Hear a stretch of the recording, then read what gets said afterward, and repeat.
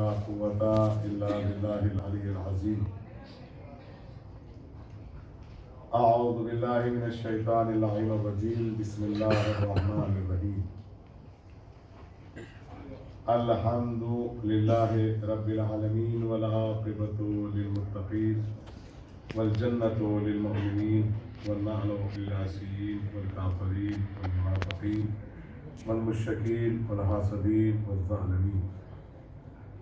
والصلاة والسلام على رسول الثقلين محبوب رب المغربين والمشرقين جد الإمام الحسنين سيدنا ومولانا أبي القاسم محمد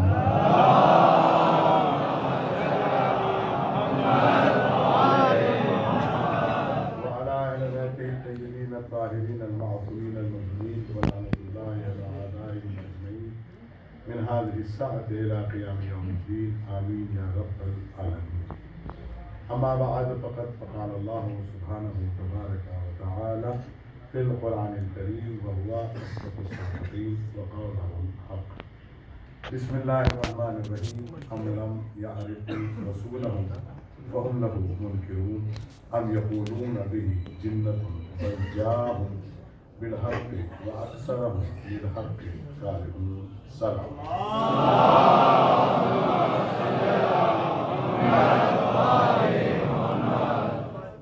حضرتان سید الشہداء، برادران ایمان اسلامی، بزرگان قوم ملت اور وہ افراد جو جستجو حق میں سرگرداں ہیں اور متلاشیہ ہیں، اور وہ افراد جو اس وقت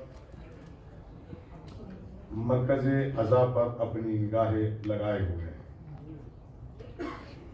اور جن کا مقصد صرف اور صرف یہ ہے کہ کوئی ایک ایسا پہلو ہمارے پاس آ جائے تاکہ ہم عذاب پر وار کر سکیں، لیکن شاید وہ اس بات سے غافل ہیں کہ اس عزا کا ناظم کل بھی زندہ تھا.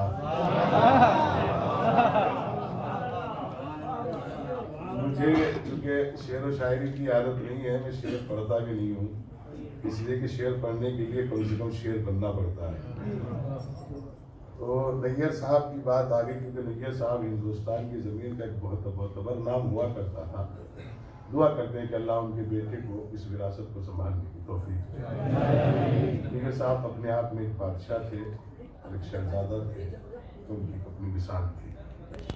ابھی میرے بھائی نے کہا کہ یہاں سے جاؤ تو جنت لے کر جاؤ. میں کیسے کہوں، مجھے لے جانے کی عادت نہیں ہے. شہزادہ گلدیز صاحب کہتے ہیں کہ اشک غم حسین کی قیمت نہ مل سکی. اشک غم حسین کی قیمت، میں آپ کی جانب اپنی جانب سے حاضری درج کرا رہا ہوں. اشک غم حسین کی قیمت نہ مل سکی، جنت ملی تھی وہ بھی فقیروں میں بانٹی.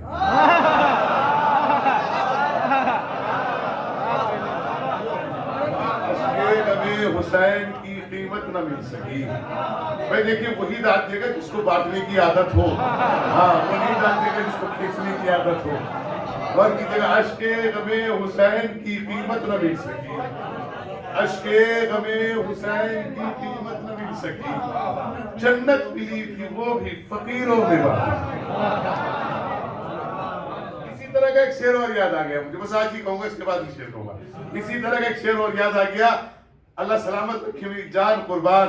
وہ کہتے ہیں کہ کچھ دیر فرض کیجئے یہ مجلسیں نہ ہوں، کچھ دیر فرض کیجئے یہ مجلسیں نہ ہوں، سارا جہاں حسین کا قاتل دکھائے.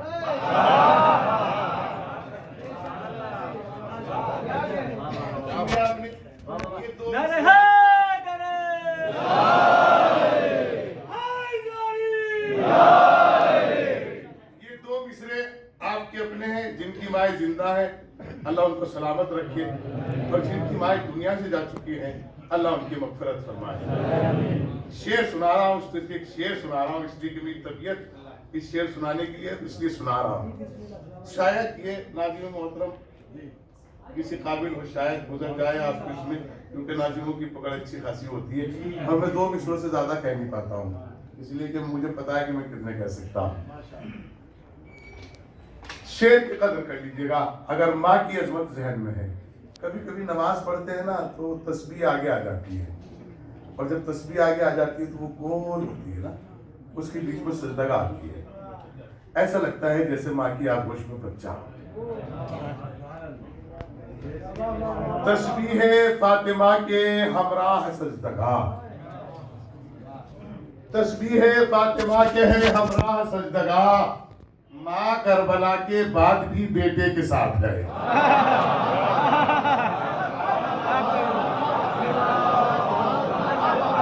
اس کا حق ادا نہیں کیا آپ نے, آپ کو اچھا نہیں لگا, اس کا حق ادا نہیں کیا آپ نے. تسبیح فاطمہ کے ہے ہمراہ سجدگاہ, تسبیح فاطمہ کے ہے ہمراہ سجدگاہ, ماں کربلا کے بعد بھی بیٹے کے ساتھ ہے. کبھی وقت ملے گا تو میں آپ کو بتاؤں گا. یہ دو رشتے ایسے ہیں جو زندگی میں بھی اور بعد زندگی ساتھ رہتے ہیں. ایک ماں کا رشتہ, ایک باپ کا رشتہ, اور ان دو رشتوں سے ایک بلند رشتہ ہے ولایت آل محمد کا رشتہ, جو قبر میں بھی ساتھ رہتے ہیں. میرا موضوع نہیں تھا, اس لیے میں نے آپ کی خدمت میں یہ مجھے سنا دیے. عظمت محمد اور آل محمد پر بلند تر سلام. یہ نہیں, پوری دنیا کے لیے نمونہ عمل ہے. دیکھیے کہیں آپ مجھ سے ناراض نہ ہوئیے گا, اس لیے کہ اگر آپ تنہا سنتے تو میں کچھ اور پڑھتا, لیکن پوری دنیا کی نگاہیں میری طرف ہیں. اس لیے کہ میرے نوجوان, میرے بھائی جو اپنے کیمرے سے لائیو چلا رہے ہیں, ان کو پتا ہوگا کمنٹس میں کہ وہ کیا کیا نظریہ قائم کرتے ہیں لوگ. میرا مقصد یہ ہے کہ میں آپ کو ایک پیغام دے دوں. فرش عذاب کا مقصد کیا ہے یہ ہماری سمجھ میں آ جانا چاہیے. ارشاد ہو رہا ہے کیا آپ نے میرے رسول کو نہیں پہچانا جو اس کا انکار کر دیا, اور وہ رسول جس پر آپ نے الزام جنون لگایا, اور وہ رسول جو حق کے ساتھ آیا تھا. اس سے پہلے میری سمجھ میں کچھ نہیں آیا, لیکن یہ سمجھانے کے لیے میں آپ کی گفتگو کر رہا ہوں کہ حق کے ساتھ آیا تھا. کہیے تو پھر میں آیتوں پہ آیتیں سناتا رہوں آپ کو اور بتاتا رہوں کہ حق کیا ہے. کل کی مجلس میں نے آپ کی خدمت میں عرض کیا تھا کہ حق یہ ہے کہ الحق مع علی والعلی مع الحق. لیکن میں کبھی کبھی میں سے لوگ سوال کرتے ہیں مولانا آپ کا کیا خیال ہے, آپ کا کیا نظریہ, آپ کیا کریں گے. میں کہتا ہوں میں ہر ایک آنے والے کا احترام کرتا ہوں, اس لیے کہ کربلا نے ایک سبق دیا ہے کہ نہ جانے کون سے دروازے سے حور کا چاہنے والا آ جائے. آپ کے عزا خانے کا کمال یہ ہو کہ آنے والے حور کو باہوں میں سمیٹ ہو. اور کیا آپ نے اس گفتگو میں تھوڑا سا غور کیجیے گا, جذبات, جھگڑے, انا کا نام عزاداری نہیں ہے. اگر آپ بہت دور سے آتے ہیں, 30 کلومیٹر سے, 40 کلومیٹر سے, 50 کلومیٹر سے آپ آ رہے ہیں مجلس کرنے, ایک صلوات بھیج دیں محمد والے محمد.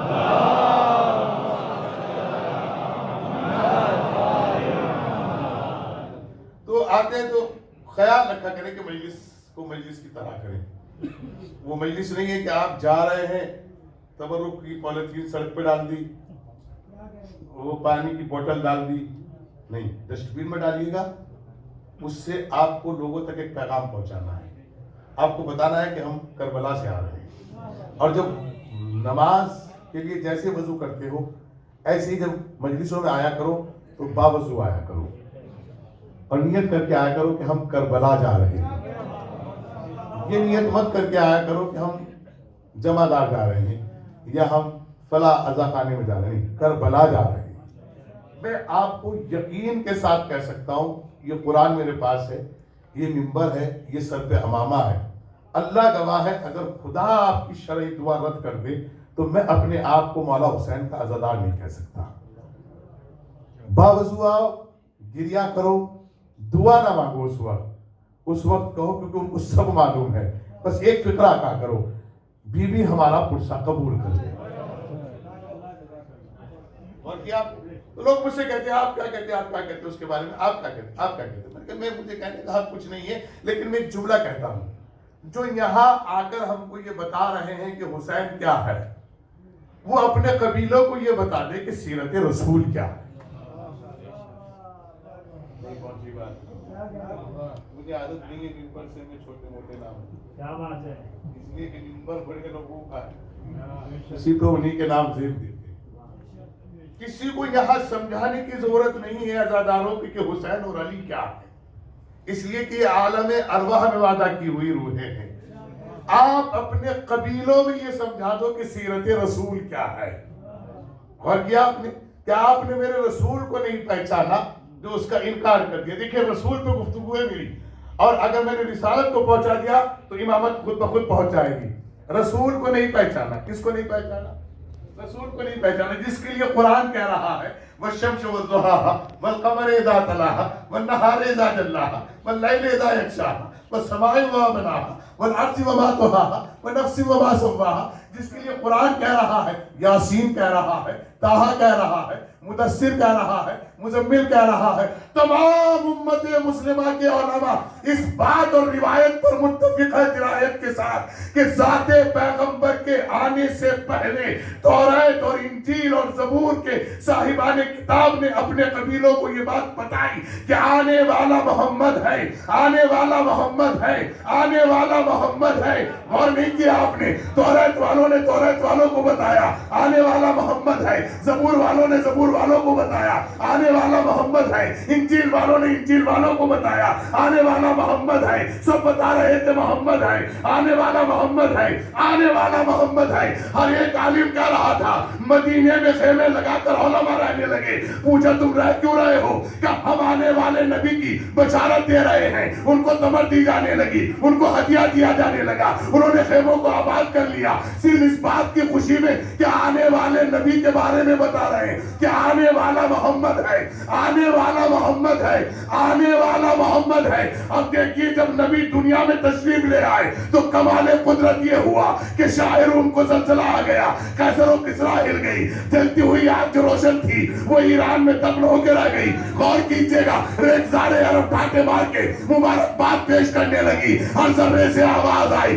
رحمان کی طرف سے رحمت آ گئی ہے، کریم کی طرف سے کرم آ گیا ہے۔ کافر و امیرہ بے جملے میں غور کیجئے گا جو میں آپ کی خدمت میں عرض کر رہا ہوں، سب آئے دیکھ کے غور کیجئے گا، نبی کے آنے کی علامتیں پتا چلی۔ قرآن نے طٰہٰ کہا، پتا چلا، قرآن نے مزمل کہا، پتا چلا، قرآن نے مدثر کہا، پتا چلا، قرآن نے یاسین کہا، پتا چلا، قرآن نے کلم قرآن کہا، پتا چلا، قرآن نے تفسیر کہا، پتا چلا، قرآن نے معلم انسانیت کہا، پتا چلا۔ لیکن کمال قدرت یہ ہے، یہ امت پھر بھی نہیں سمجھ پائی کہ آنے والا کون ہے، بلکہ ایک نئی تاریخ پیش کر دی کہ جب نبی دنیا میں آئے تو اماں حلیمہ اپنے گھر دودھ پلانے لے گئی۔ مجھے زیادہ دیر نہیں کرنا ہے، ایک جملہ کہنے جا رہا ہوں۔ پہلے تو مجھے اس تاریخ پہ اعتراض ہے کہ یہ بتاؤ اماں حلیمہ کی اولاد تھی کہ نہیں تھی، کیونکہ اولاد سے پہلے دودھ آتا نہیں ہے، اور اگر تھی تو کہاں تھی،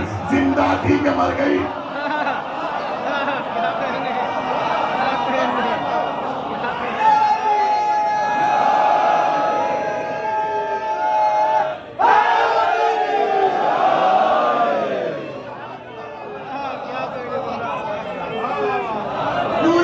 رسول مخلوق اول سکول صفت اول رسول بھائی سن رہے ہیں جو میں آپ کی خدمت میں عرض کر رہا ہوں۔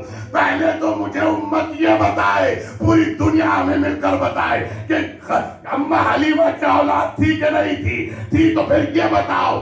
قسم خدا کی اگر تمہارے نصیب میں علی نہ ہوتا تو تم یہ سوال کرنے کے حقدار بھی نہیں تھے۔ ارے تھی اولاد تو یہ بتاؤ زندہ تھی کہ مر گئی تھی، اور اگر زندہ تھی تو یہ بتاؤ بیٹی ہوئی تھی کہ بیٹا ہوا تھا؟ نہیں غور کیا؟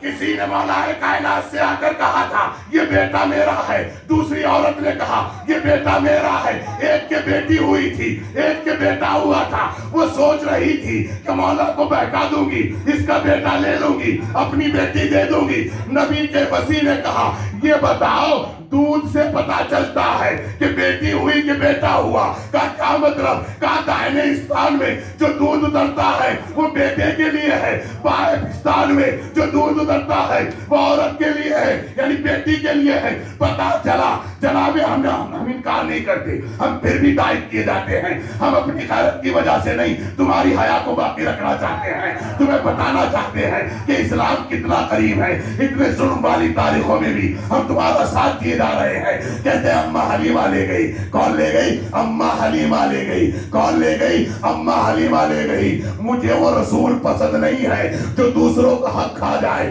مجھے وہ رسول پسند ہے جو دوسروں کو حق دے جائے.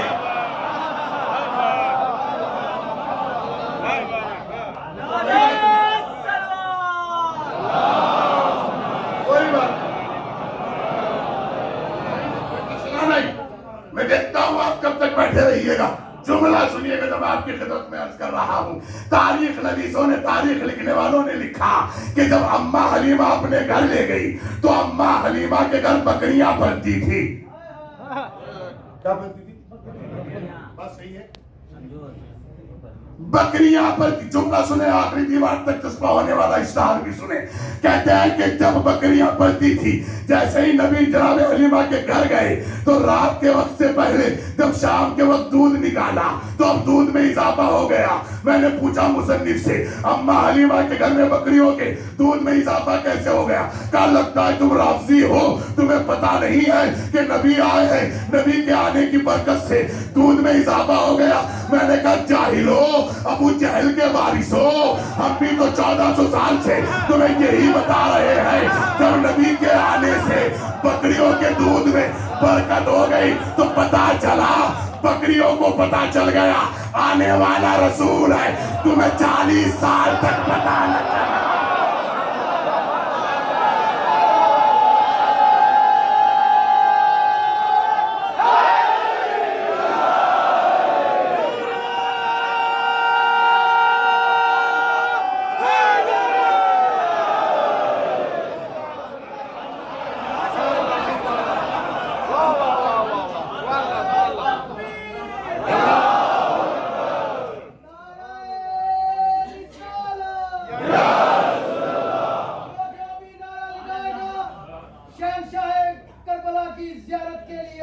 انشاءاللہ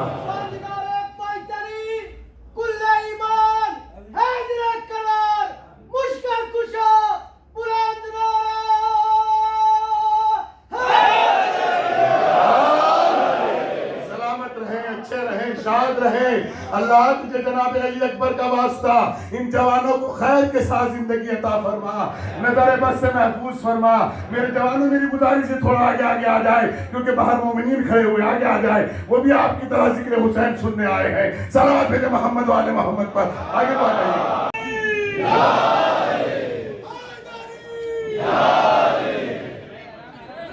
آرام سے آ جائیے، صلوات بھیجتے ہوئے آ جائیے گا.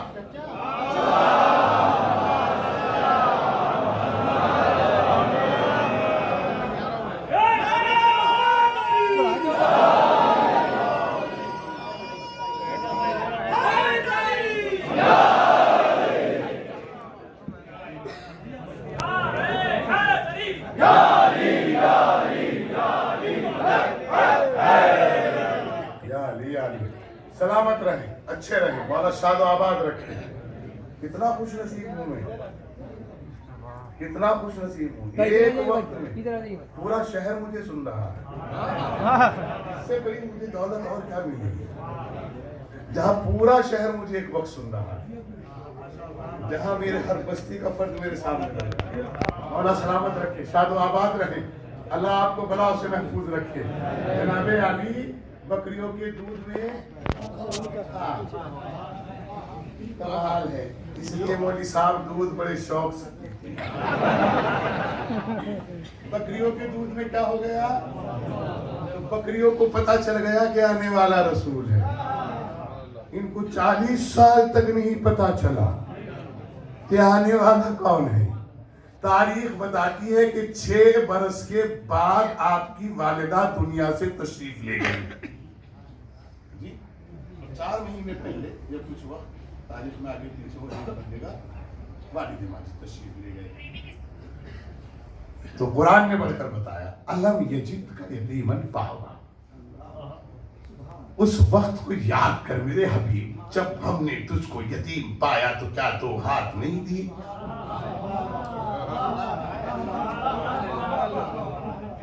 کیا نہیں دیے؟ مجھے بحث نہیں کرنی، مجھے عادت ہی نہیں بحث کرنی، میں تو نتیجے کا آدمی ہوں۔ ایک حدیث سنا دوں چھوٹی سی، کل مولود یولد علی فطرت الاسلام، ہر بچہ فطرت اسلام پر پیدا ہوتا ہے، یولدان، جیسے اس کے والدین ہوتے ہیں اس کو ویسا بنا لیتے ہیں۔ آمادہ ہے آپ؟ میں نے بتایا کہ میں اسٹیج بائی اسٹیج گفتگو کرتا چلا جاؤں گا۔ جیسے والدین ہوتے ہیں اس کو ویسا، اگر اس کے والدین یہودی ہیں تو یہودی بنا دیتے ہیں، مجوسی ہیں تو مجوسی بنا دیتے ہیں، نصرانی ہیں تو نصرانی بنا دیتے ہیں، مسلمان ہیں تو مسلمان بنا دیتے ہیں۔ جیسے اس کے والدین ہوتے ہیں اس کو ویسا بنا دیتے ہیں۔ امت سے میرا سوال ہے، مجھے پوری دنیا سن رہی ہے، امت سے میرا سوال ہے ہاتھ جوڑ کر یہ بتائیں کہ نبی کے والدین کے بارے میں کیا خیال ہے؟ کیونکہ ابا ہے نہیں، اماں چلی گئی 4 برس 6 برس کے بعد، اب نبی کی پرورش کرنے والا کون ہے؟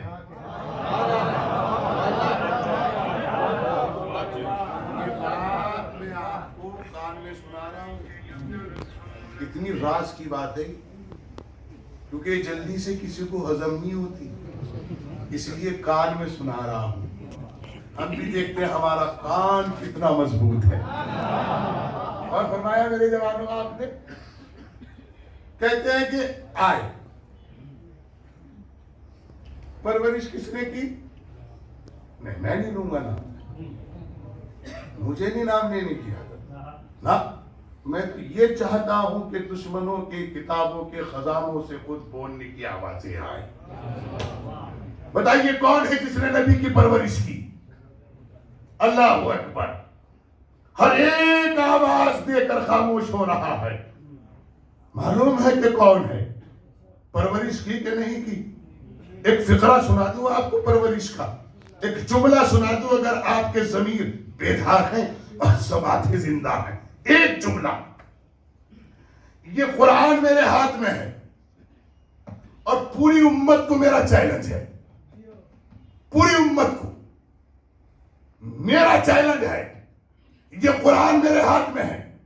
اللہ مجھے مرتے وقت نبی کی شفاعت میسر نہ کرے، جو جملہ کہنے جا رہا ہوں اس کا ضامن ہوں، اگر ایک لمحہ کو بھی کربلا کو ہٹا دیا جائے تو نبوت کے پہلے باب سے لے کر اور حضرت عیسیٰ تک امت مسلمہ کے پاس کوئی بھی تاریخ ایسی نہیں ہے جو یہ رشتے ثابت کر سکو۔ میں نے اتنا بڑا چیلنج کر دیا، آپ نے واہ واہ میں بات کر دی، میں نے اتنا بڑا چیلنج کر دیا، آپ نے واہ واہ میں بات کر دی۔ یہ دنیا انسانیت کے جتنے بھی رشتے ہیں ان کا بانی خاندان عبد المطلب کا بیٹا ابو طالب ہے۔ اور کی جگہ میں سناؤں گا، میں آپ کو تاریخ بھی سناؤں گا، جملہ سنیے گا، آدم سے لے کر عیسیٰ تک کوئی تاریخ مجھے اتنی صاف ستھری نظر نہیں آئی کہ جس سے یہ ثابت کر سکوں کہ اسلام اتنا صاف و شفاف ہے۔ آئیے ایک لمحہ کے لیے آدم کو سن لیجئے گا، میں ابھی گفتگو نہیں کر رہا ہوں، میری گفتگو میں جناب آدم نہیں ہے، جناب پیغمبر ہے، لیکن بات آگے سنتے جائیے گا۔ حضرت آدم دنیا میں تشریف لائے، ایک دانے کی وجہ سے اماں نے ابا کو باہر نکلوا دیا۔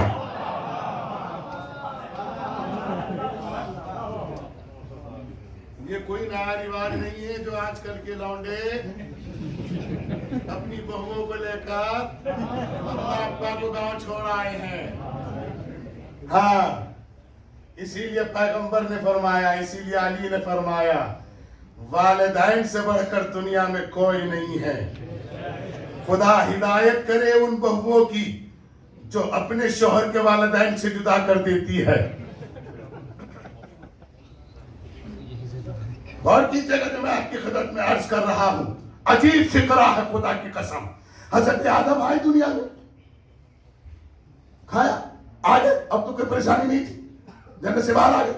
اب پھر قرآن نے کہتا ہے، جبکہ قرآن نے کہا کہ جنت میں رہیے گا، پھر جناب حابیل پیدا ہوئے اور قابیل پیدا ہوئے۔ کون پیدا ہوئے؟ تو حابیل کا قاتل کون ہے؟ بولا کرو میرے ساتھ، بولا کرو. ہاں مجھے گونگوں سے گفتگو کرنے میں مزہ نہیں آتا. ہاں میں سنتا ہوں، سناتا ہوں. سننا سنیے گا. حابیل اور قابل پیدا ہوئے کہ نہیں ہوئے؟ تاریخ اسلام سنا رہا ہوں 1 منٹ کے اندر آپ کو. حابیل اور قابل پیدا ہوئے کہ نہیں؟ حابیل کا قتل کس نے کیا؟ وجہ کیا بنی؟ حسد، زمین، جائیداد، ملکیت، عہدے، بادشاہ، بیٹا جی، یہ سب قرار پائے. بھائی نے بھائی کو قتل کیا. اسی دن سے اچھے لوگوں نے بھائی کہنا بند کر دیا. آپ بھی کہہ رہے ہو نا بڑے بھائی ہیں، لیکن جب کہیں مل جاتے ہو تو کٹتے ہو. اس لیے کہ پرانی تاریخ ہے کہ بھائی کو بھائی کاٹ رہا ہے. میں کہیں تاریخ ادھر ادھر ہو جائے تو روک لیجیے گا مجھے. بھائی نے بھائی کو کاٹا کہ نہیں کاٹا؟ میں آپ سے پوچھا کاٹا کہ نہیں کاٹا؟ اور جب جناب حابیل کا قتل ہوا اور قابیل قتل کر کے فرار ہو گیا تو ایک بات تو پتا چلی کہ قاتل کی ذمہ داری میں یہ بات لکھ دی گئی، قاتل کہتے ہی اسے ہے جو بھاگ جائے، مقتول کہتے اسے ہے جو ٹھہرا رہے. اب بھی اگر کسی کو کربلا سمجھ میں نہ آئے تو میں کیا کروں؟ حسین نے کٹے ہوئے سر سے تلاوت کر کے بتایا، ہم کل بھی زندہ تھے، ہم آج بھی زندہ ہیں، ہم کل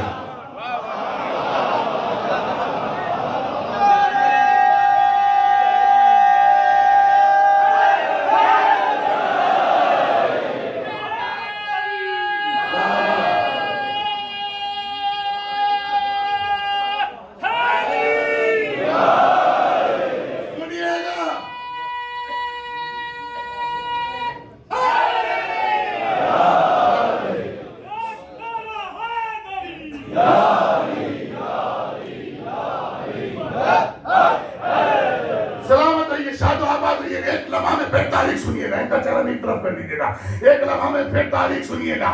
جناب حابیل کی قبر بنی، پتا کیسے چلے کہ کس کو کیا ملا؟ یہ کلیہ ہے تاریخ آدمیت کا کہ جب بھی ورثہ تقسیم ہوگا، چاہے ایک بیٹا شرابی ہو، ایک بیٹا نمازی ہو، ایک بیٹا بدتمیز ہو، ایک بیٹا شریف ہو، ایک بیٹا جاہل ہو، ایک بیٹا عالم ہو، لیکن وراثت برابر ملتی ہے کہ نہیں ملتی؟ اور یہ دنیا کا پہلا بشر ہے جس کو تاریخ نے آدم کہا ہے، قرآن نے آدم کہا ہے. اس کا پہلا بیٹا قتل ہو گیا، دوسرے بیٹے نے قتل کیا. اب کیسے پتا چلے کہ اولاد کو ورثہ کیسے تقسیم ہوا؟ جناب آدم نے دونوں کو ورثہ دیا. غور کیجئے گا، حابیل کی قبر پر بیٹھ کر رونے لگے اور جب رو کر اٹھے تو پھر ایک اعلان کرتے ہوئے اٹھے، جا قابیل تجھ پہ لعنت ہو. تو پتا چلا باپ نے دونوں بیٹوں کا ورثہ بانٹ دیا. ایک کے حصے میں رونا آیا، ایک کے حصے میں لعنت آئی. ایک کے حصے میں رونا آیا، ایک کے حصے میں لعنت آئی. اب جس کو بھی اپنے ابا کا شجرہ صحیح کرنا ہو، پہلے وہ یہ دیکھے کہ رونے والوں میں ہے یا لعنت کھانے والوں.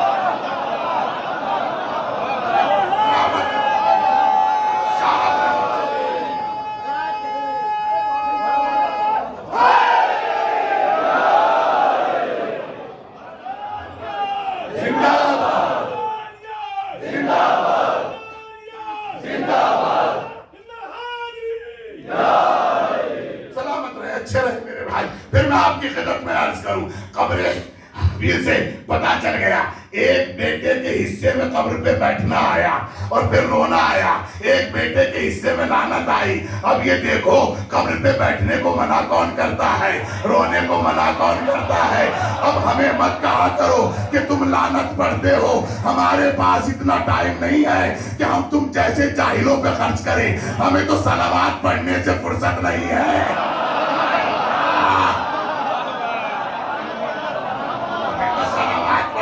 فرصت نہیں ہے، لیکن لعنت تمہاری قسمت میں آٹومیٹکلی لکھی ہوئی. تو میں کیا کروں؟ میں کیا کروں؟ پھر جملہ سنیے گا، یہ تاریخ آدمیت کی پہلی تاریخ ہے جہاں بھائی نے بھائی کے رشتے کو قتل کر دیا، جہاں بھائی نے بھائی کے رشتے کو توڑ دیا، جہاں بھائی نے بھائی کے رشتے کو پامال کر دیا، جہاں بھائی نے بھائی کے رشتے سے بدزن کر دیا، جہاں بھائی نے بھائی کی دراڑ ڈال دی، جہاں بھائی نے بھائی کو ختم کر دیا. یہ تاریخ آدمیت کا پہلا باب ہے. آؤ آگے چلوں، زیادہ وقت نہیں لوں گا آپ کا. پھر آپ کی خدمت میں عرض کروں، جناب آدم کے بعد ہاتھ پھیرائیے گا. جناب نوح کی باری آئی ہے, جناب نوح کی باری آئی ہے. قرآن کیا رہا ہے؟ سورہ تحریم ہے. دیکھیے سورہ تحریم کی نبی آیت میں ارشاد ہو رہا ہے, ضرب اللہ مثل الذین کفروا, ہم نے کافروں کے لیے آئیڈیل بنایا. کس کو آئیڈیل بنایا؟ امرات نوح, نوح کی بیوی کو بنایا. وہ امرات لوط, اور لوط کی بیوی کو بنایا. فخانتہما, کیونکہ ان دونوں نے خیانت کی تھی. فلم یغنی عنہما من اللہ شیئا, ان دونوں کو بغیر حساب کتاب کے جہنم میں ڈال دو. نوح کی بیوی نے کیا خیانت کی تھی؟ اور جملہ سنیں, خدا گواہ ہے, اللہ گواہ ہے, اس کے رسول کی عظمت کو مد نظر رکھ کے کہہ رہا ہوں, میں مجبور ہوں, میں آپ کو اس قرآن کا ترجمہ وہ نہیں دکھا سکتا جو اس میں ہے, لیکن میں دعویٰ کر رہا ہوں خادمان حرمین شرفین سعودیہ مملکت عرب کی جانب سے حج کے موقع پر ملنے والا قرآن مولانا محمود شبر دیوبندی لکھتے ہیں. اس میں جا کر پڑھیے گا کہ یہ دو کون ہیں اور یہ دو کون جا چکی ہے. پھر جملہ سنیے گا, قرآن کی ایک آیت ہے, ما ننسخ من آیت اور ننسها نأتی بخیر منها اور مثلها الم تعلم ان اللہ علی کل شیء قدیر. قانون الہی یہ ہے کہ جب وہ کسی آیت کو اٹھاتا ہے یا منسوخ کرتا ہے یا ریجیکٹ کرتا ہے یا بدلتا ہے تو اس کی جگہ اسی کی طرح اسی کے جیسی رکھتا ہے یا اس سے بہتر رکھتا ہے. قرآن کہہ رہا ہے ضرب اللہ مثل الذین کفروا, اے کافروں کے لیے ہم نے آئیڈیل بنایا. کس کی بیوی کو بنایا؟ نوح کی بیوی کو بنایا, لوط کی بیوی کو بنایا. ان دونوں نے کیا خیانت کی تھی؟ جناب نوح کی بیوی سے جب کوئی پوچھنے آتا تھا کہ نوح کا اللہ جانے کس کس کی بیوی کیا کیا کہتی ہے,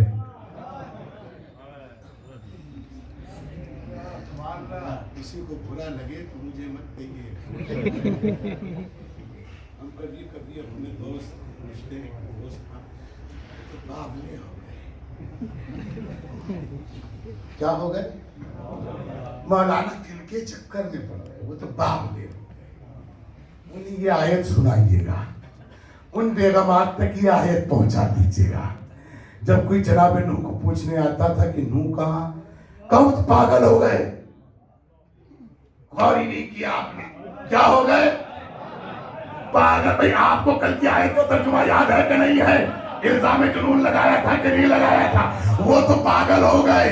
ارے جب ساتھ چمٹ کے سونے والی 24 گھنٹے ساتھ سانس کی طرح رہنے والی اگر نوح جیسے نبی کو کہہ دے کہ پاگل ہو گئے, تو اللہ کہتا ہے بغیر حساب کتاب کے جہنم میں ڈال دو. اگر کوئی امتی فخر نوح حضرت محمد مصطفیٰ کو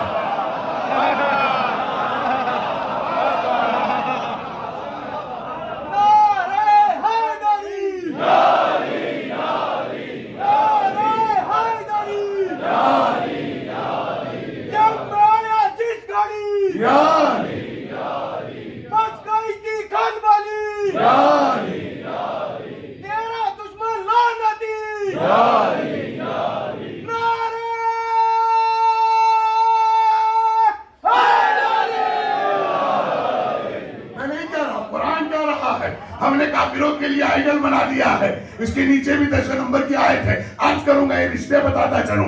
یہ جناب نوح ہے, جناب نوح ہے جن کے لیے قرآن کہہ رہا ہے, میں نہیں کہہ رہا ہوں. یہ جناب نوح ہے. جناب نوح سے بغاوت کرنے والوں میں سب سے پہلے کون آیا؟ بیگم. ہاں صحیح بولے ہیں, بیگم آئی ہے. کون آئی ہے؟ بیگم آئی ہے, جو سارے غم اکٹھے کر کے لے گئی قیامت تک. اور کیا آپ نے, بیگم آئی ہے. اور کون آیا؟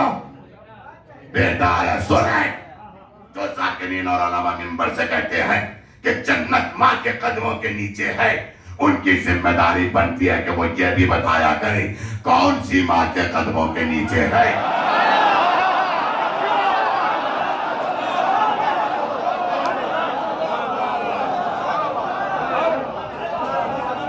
اسی چکر میں بے اولاد کو بھی اماں بنا ڈالا.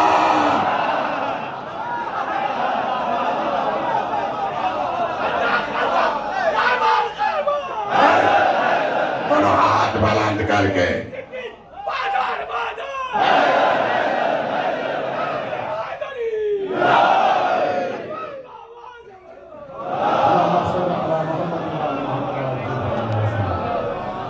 میرے دوستو جناب نوح کی بیوی مقابلے پر آئی، سب سے پہلے باغی بنی جناب نوح کی بیوی، پھر باغی بنا بیٹا۔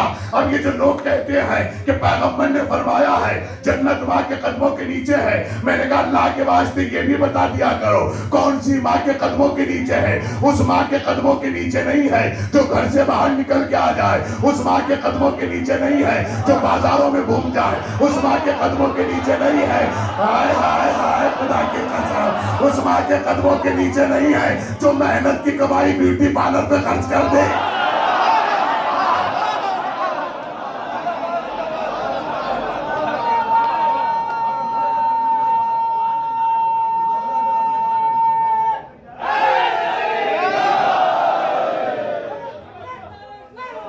اللہم صلی علی محمد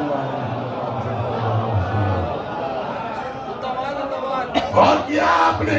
آج سنو کون سی ماں کے قدموں کے نیچے جنت ہے۔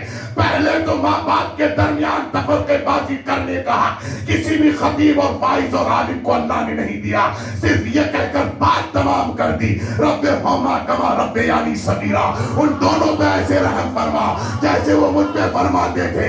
والدین کہا گیا ہے، والدین ہے تسنیہ کا صیغہ، یہ تسنیہ کا صیغہ بولا ہی جب جاتا ہے جب دونوں ہر اعتبار سے برابر ہو، عزت کے اعتبار سے، عظمت کے اعتبار سے، طاقت کے اعتبار سے۔ جیسے آپ کہتے ہیں مظفر نگر میں خصوصی طور پہ کہا جاتا ہے نجیب الطرفین گھر چاہیے، نجیب الطرفین کا مطلب سمجھتے ہو دونوں برابر ہو، دونوں میں جھوٹ نہ ہو، جیسے مغربین، جیسے مشرقین، جیسے امام حسنین، ایسے کہا گیا ہے والدین، ایسے کہا گیا ہے والدین۔ لیکن پھر بھی میں آپ کو بتاتا چلوں ہر ماں کے قدموں کے نیچے جنت نہیں رکھی، اللہ نے اس کے قدموں کے نیچے جنت رکھی جو بچوں کی ماں بچوں کے باپ کے خلاف گھر سے باہر قدم نہ نکالے، اس کے پیروں میں جنت ہے۔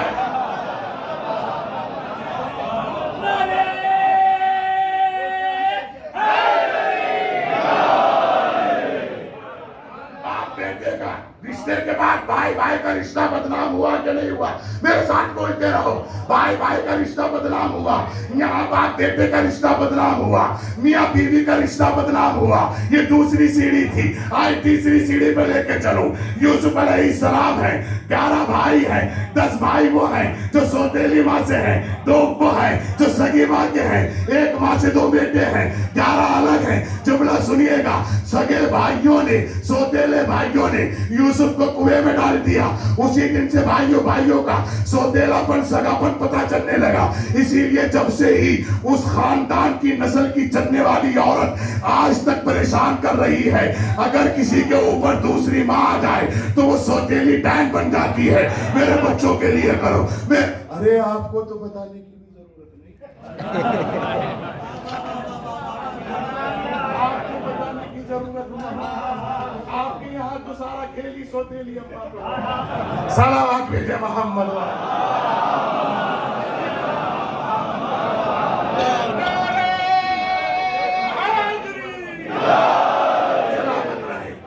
شاد و آباد رہے۔ یہ 10 بھائی الگ ہیں، یہ 2 بھائی الگ ہیں۔ غور کیجئے گا، ان بھائیوں نے جناب یوسف کو کنویں میں ڈال دیا۔ پتہ چلا پھر سگے سوتیلے کا رشتہ بدنام ہوا، پہلے بھائیوں کا رشتہ بدنام، پھر میاں بیوی کا رشتہ بدنام، پھر باپ بیٹے کا رشتہ بدنام، اب سگے سوتیلوں کا رشتہ بدنام۔ آگے آئے کر سننے کے عادی ہے، پھر جناب ابراہیم تک آتے ہیں۔ یہاں جناب ابراہیم بھتیجے ہیں، آدم چچا ہے، چچا کہتا ہے بت بنا، بھتیجا کہتا ہے بت توڑ دے، چچا کہتا ہے بت بنا کے بیچ کر آ، بھتیجا کہتا ہے توڑ دے۔ دونوں میں کچمکچ رہی، چچا بھتیجے کا رشتہ بدلا۔ پھر آگے چلتے ہیں، خالو بھانجی کی بات آئی، ایک طرف مریم ہے، ایک طرف زکریا ہے۔ کہا کہ نہیں، ہر ایک سے نہیں دے سکتے، پہلے دریا میں قلم ڈالے جائیں گے، جس کا قرآن نکل جائے گا اسی کو پرورش کے لیے دیا جائے گا۔ قرآن جناب زکریا کا نکلا، بیت المقدس میں پالا گیا۔ یہ رشتہ بچا تار ہوتے ہوتے پھر آگے چلتے رہیے گا۔ عیسیٰ کی ماں کی عصمت بچی، علی عبداللہ باطن الکتابہ، میں اللہ کا بندہ ہوں۔ غور نہیں کیا آپ نے، کبھی کبھی اولاد ماں کی عزت بچاتے ہیں۔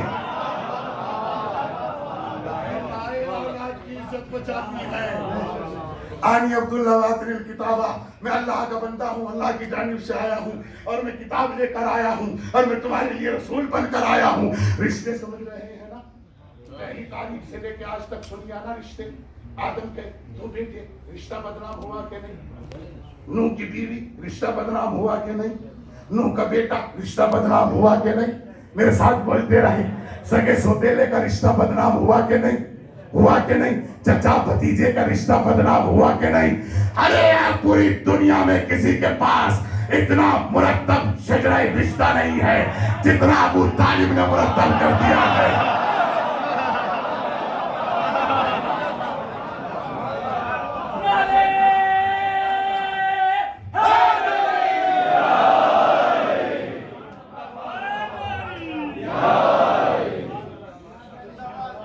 دیکھیں میمنہ مضبوط ہے، میسرہ مضبوط ہے، قلب لشکر سو رہا ہے. ایسا نہ کریں. آپ دل ہیں اس مجمع کا، سینٹر ہیں، آپ بیچ میں بیٹھے ہیں. بیچ کے آدمی کی ذمہ داری ہے کہ دونوں طرف برابر رہے. اور کیا رشتے بتا رہا ہوں، رشتے بتا رہا ہوں. جناب نوح کی بیوی باقی بنی، بیٹا باقی بنا، سگے سوتیلوں میں رشتے خراب ہوئے. لیکن محبتی یوسف کے قربان جاؤ. ان میریڈ لڑکیوں کے لیے منع ہے سورہ یوسف کی تلاوت کرنا. آج کل پتہ نہیں کون سی مینجمنٹ اور کون سے خاندان کے مولوی ممبروں پر آ رہے ہیں جو یہ کہہ رہے ہیں یہ کہانی کس سے نہ سنایا کرو. میں کہتا ہوں کم عقلو، خدا خود کہہ رہا ہے احسن القصص، میں نے سورہ یوسف کو بہترین قصہ بنایا ہے. انہیں پتا ہے کہ جب قصے سنائے جائیں گے تو ان کو کوئی بلائے گا نہیں. سلام.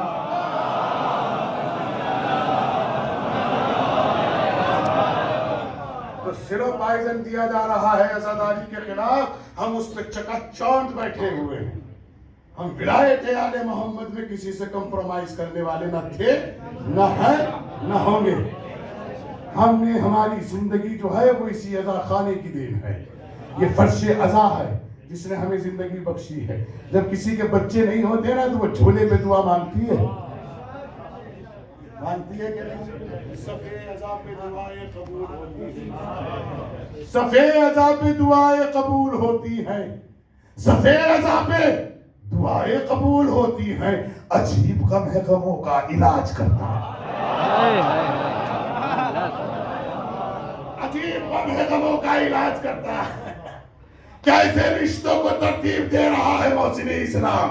ہاں اب یہ سارے بیٹھ کر رو رہے ہیں، سر پکڑ پکڑ کے کعبے کی دیواروں میں مار رہے ہیں. پوچھا کیا ہوا؟ کیا بتائیں جو نہیں ہوا ہو؟ کیا ہوا؟ کا کوئی رشتہ ایسا بچا نہیں جو کسی کو سنا سکے. محسن اسلام مچائے عرب، ادیب عرب، فن ادب سے واقف میرا بادشاہ محسن اسلام سرکار ابو طالب نے فرمایا سنو، آؤ دروازے پر میں تمہیں رشتوں کا نظم و نسق بنا کر دیتا ہوں اور قیامت تک کے لیے رشتوں کو بنا کے دے رہا ہوں. اگر کسی کو پوچھنا ہو تو مجھ سے پوچھے سگے سوتیلے کیا ہوتے ہیں، یہ کربلا بتائے گی.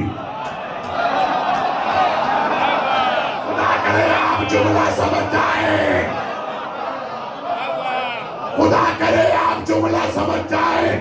آپ کو خدائے حسین کا واسطہ کربلا بتائے گی. چچا بھتیجے کیسے ہیں کربلا بتائے گی. ماموں بھانجے کیسے ہیں کربلا بتائے گی. بھائی بھائی کیسے ہیں کربلا بتائے گی. سگے سوتیلے کیسے ہیں کربلا بتائے گی. مہمان نوازی کسے کہتے ہیں کربلا بتائے گی. میزبانی کسے کہتے ہیں.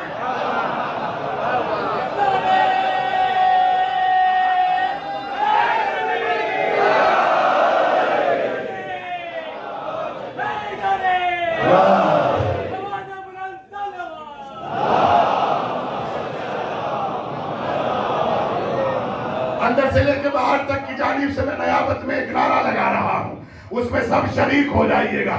آج چونکہ ہم کربلا میں داخل ہو چکے ہیں. لبیک یا حسین، لبیک یا حسین.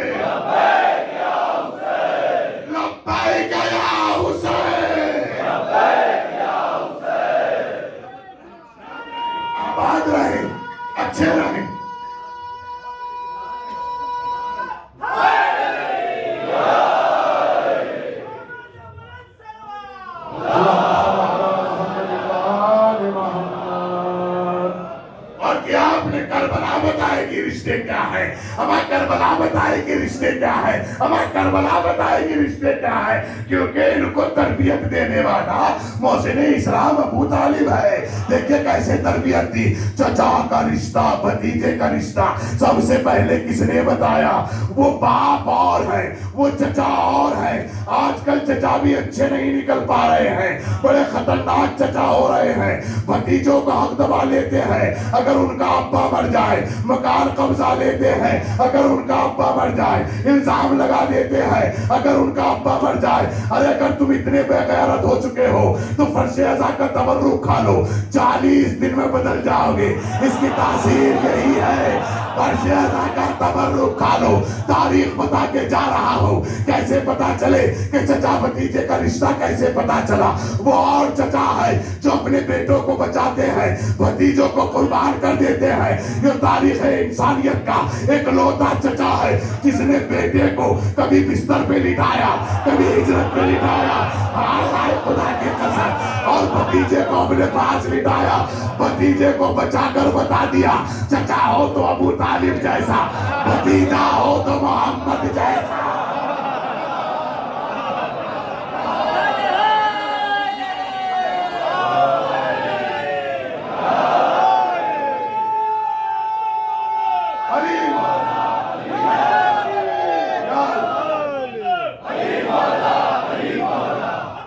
پڑھانے والے ہاتھ اٹھائیں، علی مولا، علی مولا، ستارہ ٹوٹ کر بولو، علی مولا، علی مولا، جھوم کر بولو، علی مولا، علی مولا، حسین خدا بولو، علی مولا، علی مولا،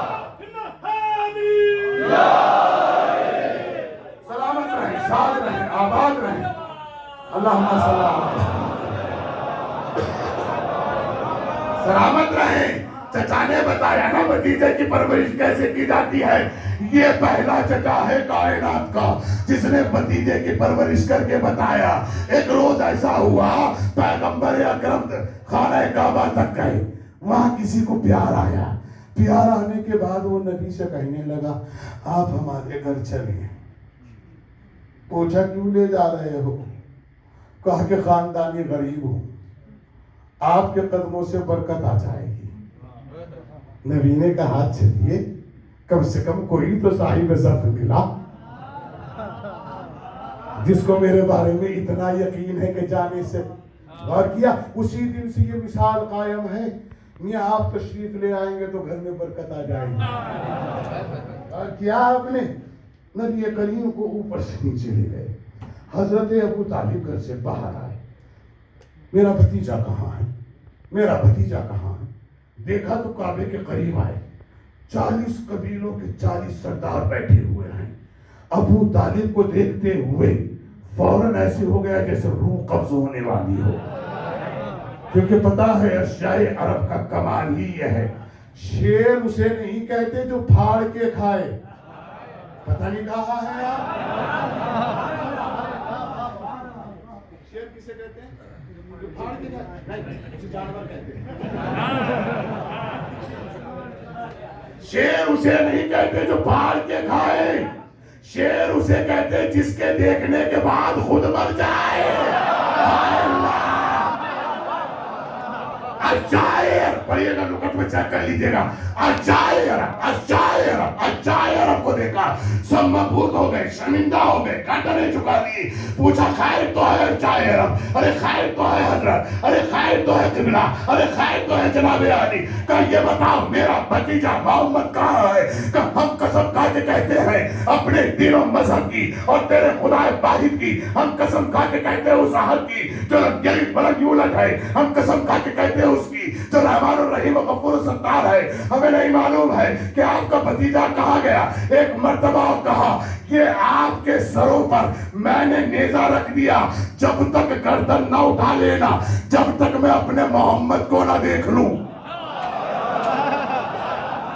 جب تک گردن نہ اٹھا لینا، जब तक मैं अपने मोहम्मद का ना देख लूं। हजरत अबू तालिब ने अपने पैरों की थोड़ी सी और बढ़ाई और जैसे करीब जाके देखा तो नीचे बैठे हुए घर में बैठे हैं, उनके पास कुछ बच्चे हैं, कुछ बड़े हैं, दुआ करा रहे हैं। आवाज दे के कहा, बेटा कहाँ हो? कहा, अम्मू जान मुझे ये ले आए थे। कहा, पहले ये बताओ आपको इन्होंने कुछ खिलाया है?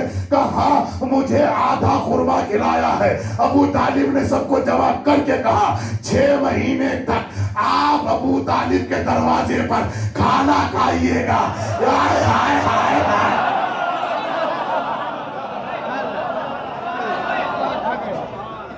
ये सिलसिला दादा का चला आ रहा है जो कयामत तक चलेगा। कल दादा देखिए जुमला सुनिए, दादा ने कहा था 6 महीने तक खाइएगा। आज पोता बालाने दबन कहता है, अगर किसी ने मेरे जिक्र के लिए मजलिस के तबर्रुक में 1 रुपया दिया है तो साल भर तक मुझसे लेते रहिएगा। और कीजिएगा। फिर मैं आपकी खिदमत में अर्ज करने जा रहा हूँ, रिश्ते बताए जा रहे हैं, रिश्ते कायम किए जा रहे हैं। हजरत सरकार अबू तालिब ने अपने भतीजे मोहम्मद को लिया, घर आ गए। 3 साल तक शैब अबी तालिब में लिटाया। किसको? अपने बेटे। नहीं हटो, यहाँ मोहम्मद लेटेगा। ऐसा चचा है कोई जो बेटे को कुर्बान करके भतीजे को बचाता हो? और की जगह फिर दूसरी दहलीज आ गई है। ये चचा भतीजे का रिश्ता मुकम्मल किया। फिर बात आई सगे सौतेले की। सगा सौतेला अगर किसी को देखना है तो करबला में आओ। पहला जगह है करबला और गदीर। 2 जगह है जहां एक जगह नाना पीछे हटा, एक जगह नवासा पीछे हटा। ये कह दिया जाए कि एक जगह नबूवत पीछे हटी, एक जगह इमामत पीछे हटी। तो मौलाना कैसे? गदीर के मैदान में नबूवत पीछे हटी, इमामत को आगे करके कहा, मन कुंत मौला हो फाज़ा अलीउल मौला। करबला में इमामत पीछे हटी, अब्बास को अलम दे के कहा, लश्कर का अलमदार तू है, ताकि दुनिया को पता चल जाए सगे सौतेले किसे कहते हैं, अब्बास किसके लाल है। अब फैसला करो, उम्मुल बनी वतन में है, ज़हरा फुरात पर। वक्त हो गया, किसने बताया? वक्त हो गया, क्या करूं? दामने वक्त में गुंजाइश नहीं रह पाती, मुझे अपने वक्त में इस्तेमाल करनी होती है। मेरे दोस्तान अजीज, मेरे जवानों, आप गिरिया कर रहे हैं, आपके आंसू निकल आए हैं? क्यों आंसू निकल आए हैं? इसलिए कि ये एक मजलूमा बहन का गयूर भाई है जिसका मैंने जिक्र किया।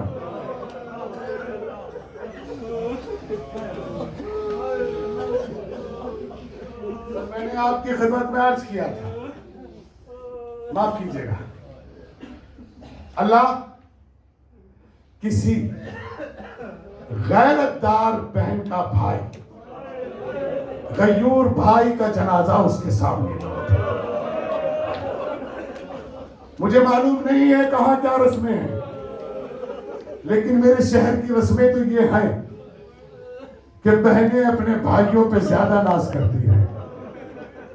बल्कि हमारे यहाँ तो कभी कभी ये भी सुनने में आता है, कभी कभी सुनने में आता है, हमारे यहाँ कहते हैं रांड हो जाती है वो बहन जिसका भाई चला गया। इसलिए कि उसकी खुशियां भाइयों से मजबूत है। वो जिंदगी की मजबूरी और जरूरत है इस दवादी जिंदगी में जाना, वरना कोई बहन ये नहीं चाहती कि मैं अपने भाई को मुसीबत में छोड़ कर जाऊं। और कीजिएगा, मुहर्रम का चांद नमूदार होता है तो बहन भाई के घर आती है। 2 बड़ी मुसीबतें हैं, अल्लाह करे किसी भाई को ये वक्त देखने को ना मिले। एक तो ये वक्त जब किसी की बहन बेवा होती है ना, तो बहन अपने भाइयों का इंतजार करती है, कौन है, कब आएगा जो मेरे सर पे सफेद चादर डालेगा। अल्लाह जाने, अल्लाह जाने, अल्लाह जाने कौन है, कौन है।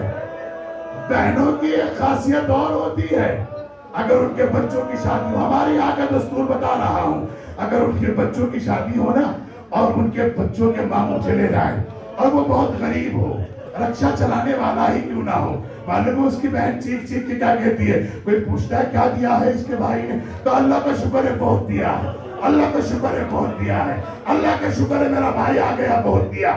اور اگر کسی کا بھائی مر جائے، اس کا بھتیجا خوشی میں چلا جائے، تو وہ بہن اپنے بھائی کی جگہ باہوں میں باہر ڈال کے کہتی ہے، کون کہتا ہے میرا بھائی مر گیا، ارے میرا لال آ گیا، ارے میرا سلطان آ گیا، ارے میرا بادشاہ آ گیا، ہائے اللہ، ارے زینب کس کو پکارے، اکبر بھی جا رہے ہیں، عباس دل۔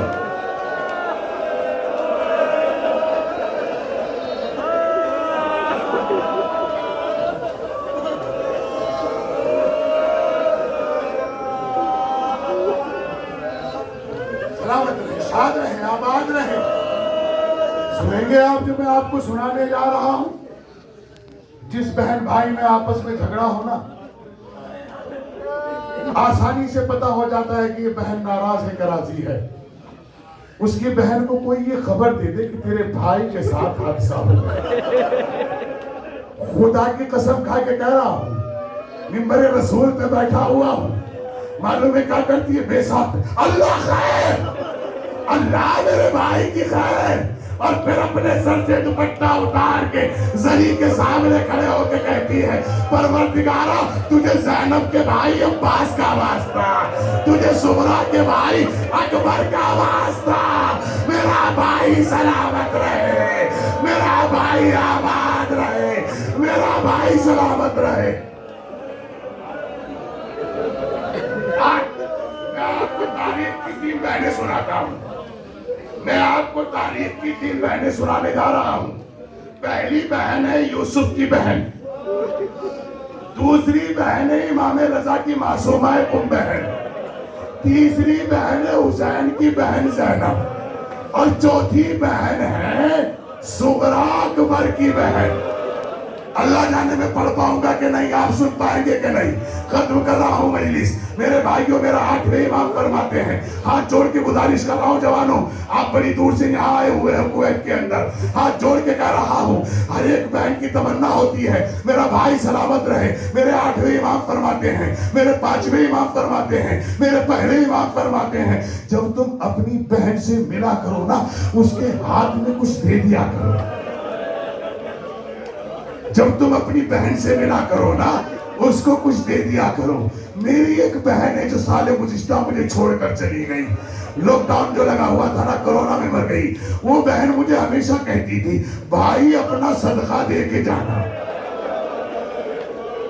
وہ میری بہن ہمیشہ کہتی تھی جب بھی جاتا تھا، بھائی اپنا صدقہ دے کے جانا۔ میں نے کہا باجی آپ کیسی باتیں کرتی ہو؟ کہا صدقہ تو نکالا جاتا ہے نا، ارے تم سلامت رہو، میں تمہارا صدقہ کھا کے جیلوں گی۔ ہائے اللہ، ہائے اللہ، یہ تاریخ کی پہلی بہن ہے جس کا نام تاریخ نے آگے بعد لکھا، جناب یوسف کی بہن ہے۔ جب جناب یوسف واپس آئے ہیں، جناب یوسف کی بہن نے کہا، بھیا ذرا پہلے اندر آ، میرے پاس بیٹھ، مجھ سے باتیں کر، تجھے تیری محبت کا واسطہ، تجھے اس رشتے کا واسطہ، یہ بتا تیرے ساتھ کیا ہوا۔ کہا میری بہن تم برداشت نہیں کر سکتی، میری بہن تم سن نہیں سکتی، تمہارا دل اتنا مضبوط نہیں ہے۔ کہا یوسف تجھے اس خدا یکتا کا واسطہ، مجھے بتا تیرے ساتھ ہوا کیا ہے۔ کہا میرے بھائیوں نے میرے جسم سے کرتا اتارا، ہاتھ میں خنجر تھا۔ یوسف کی بہن نے صرف اتنا سنا، تاریخ بتاتی ہے کہ 27 گھنٹے میں ہوش پڑی رہی۔ اللہ اکبر۔ میں کہوں گا یوسف کی بہن، آپ نے تو ابھی سنا ہے، دیکھا تو نہیں ہے، ذرا کربلا میں آنا، ذرا کربلا میں آنا۔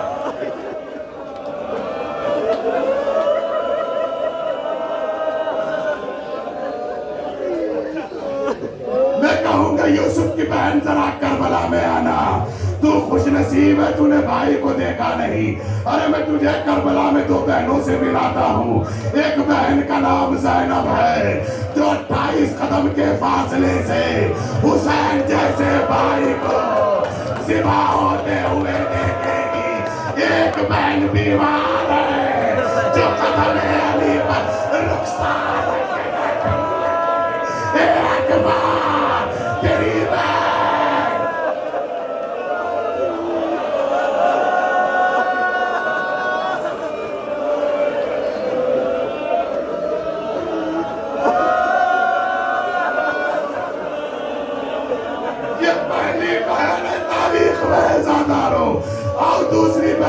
سناتا چلوں.